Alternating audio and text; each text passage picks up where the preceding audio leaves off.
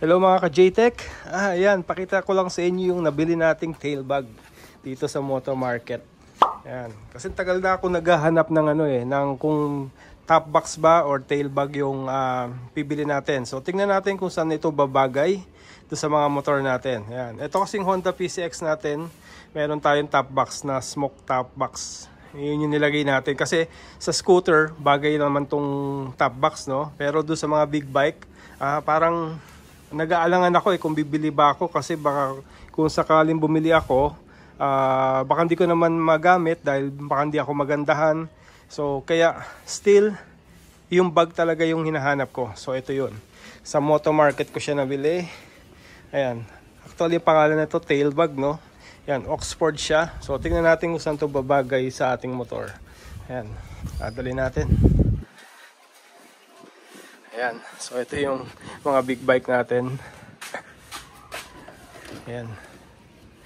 Ayan, no. Ayan yung sa Ninja. So, di ba? Pwede, di ba? Hindi mo na kailangan ng top box bracket. Tatali mo lang. Ayan, meron siya mga tie dyan na pwede mo siyang itali.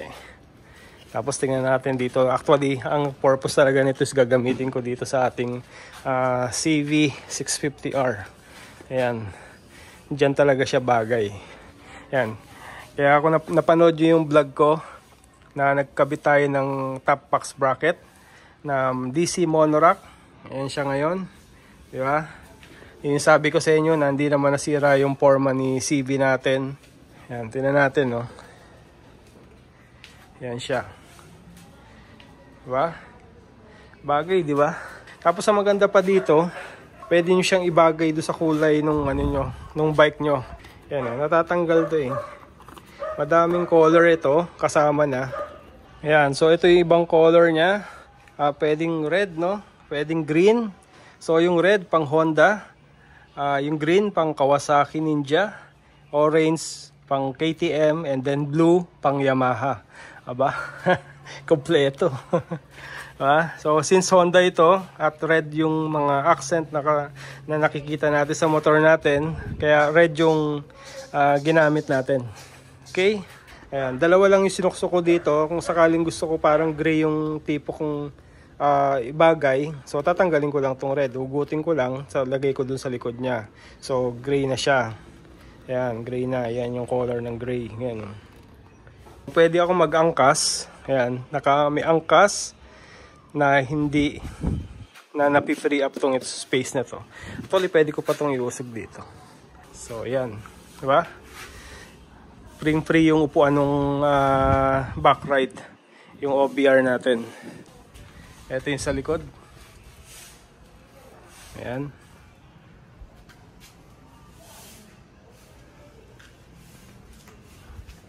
Diba? Bagay.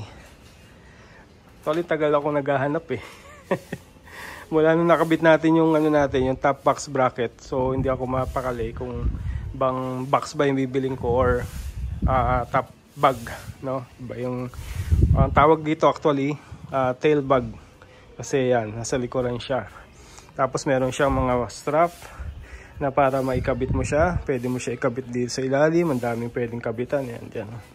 Ito, ayan, dyan. Pwede mo itali dyan. Basta yung mga matitigas na na hindi masisira pag nahila. Ayan, mga bakal to eh. Ito bakal to. Ito bakal.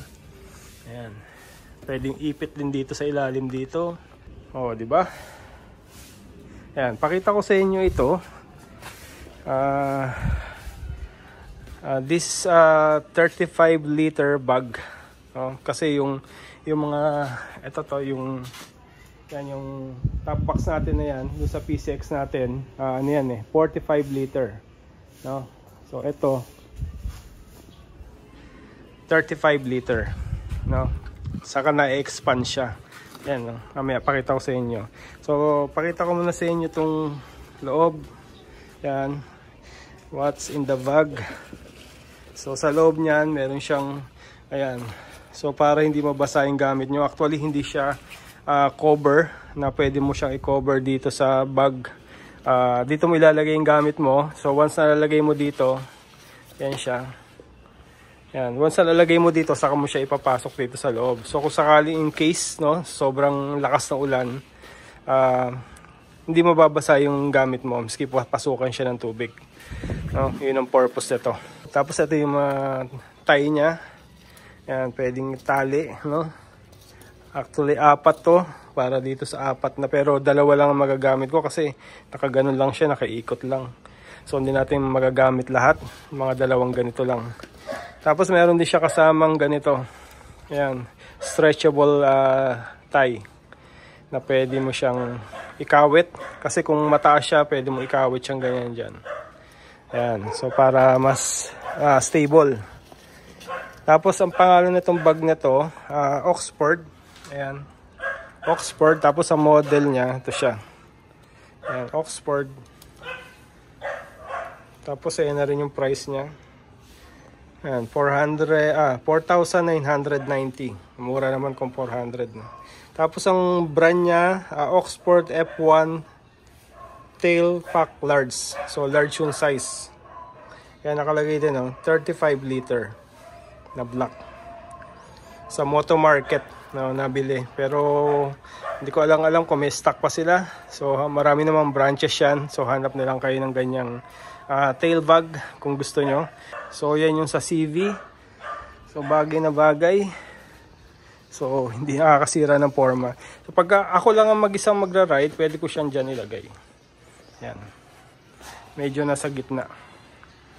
Yan. Kung wala akong back ride, kung wala si OBR, yan, pwedeng bantang dyan. O, di ba?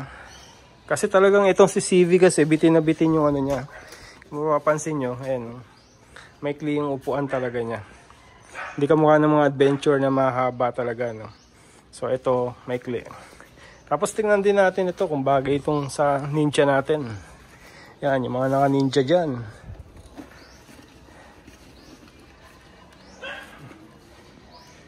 O, di ba? Pogi rin ni ninja. Hindi nasira yung ano, yung itsura niya.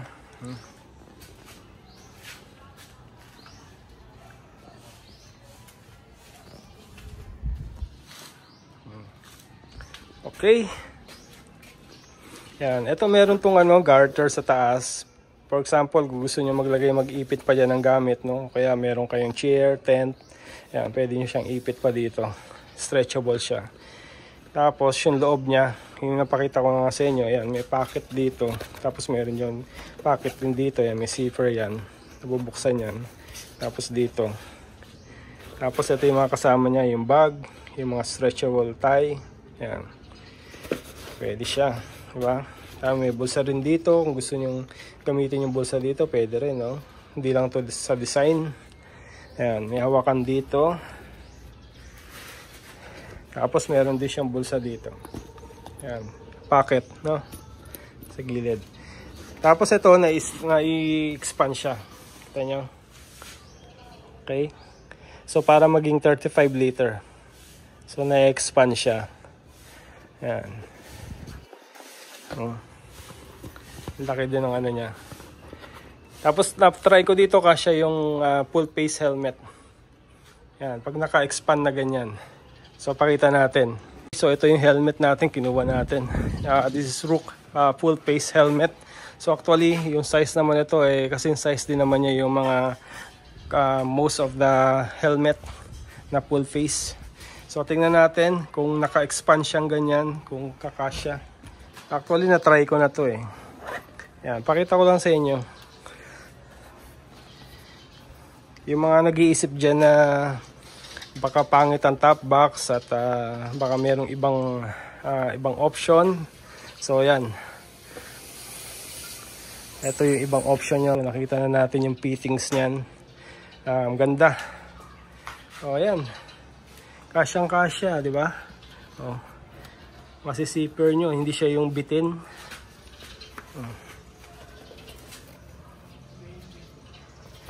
Kasya ang full face helmet. So yan mga ka-JTech, at napakita ko na sa inyo yung ating bag. Makikita nyo to more on sa ating mga ride with OBR. Ayan. So, ganyan din sa ating Ninja. Pero sa Ninja natin,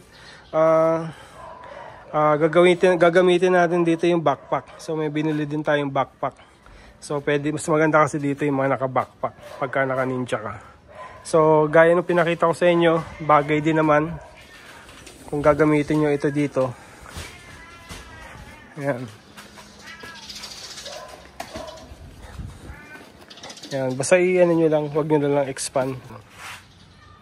Ayan. Okay. Ito mga ka-JTech, pakita ko na rin sa inyo yung isa natin binili. Medyo hindi ako nagandahan dito eh. Ayan, pwede siyang ganyan, no? Ayan. Diba? Pwede sa Ninja. Kaso, konti lang may ilalagay mo dito. Ayan, galing pa tong China eh. Sa Lazada rin nabili, no? Tapos yan, naka-strap lang din dito. Nakatali sa ilalim ng seat. Ayan. Kung dito naman, ito sana yung binabala ko na pagka solo ride lang, so para pag matakpan lang yung yung top box bracket, yan sana. So pero mukhang yung pa rin gagamitin ko, dahil mas nagagandahan ako dun sa itsura nun. This one pala ang price ito mga 800, 700 plus almost 800. Yan, nabili natin.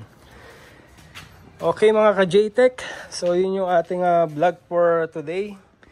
At napakita ko sa inyo yung bag na binili natin, tail bag, top bag, so whatever, kung ano yung tawag natin dyan.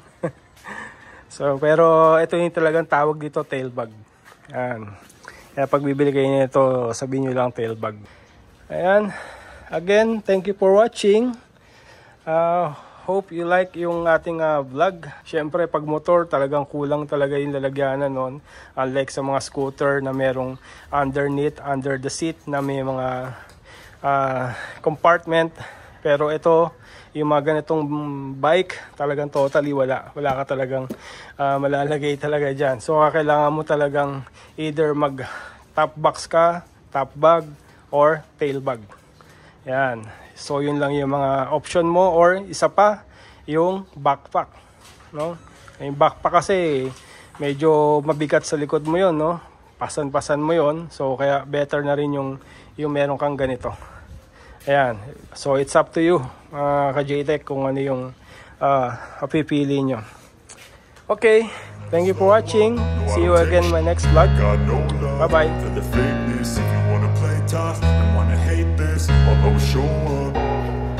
I don't ever slow up, no I don't take sh**. I got no love for the fakeness. If you wanna play tough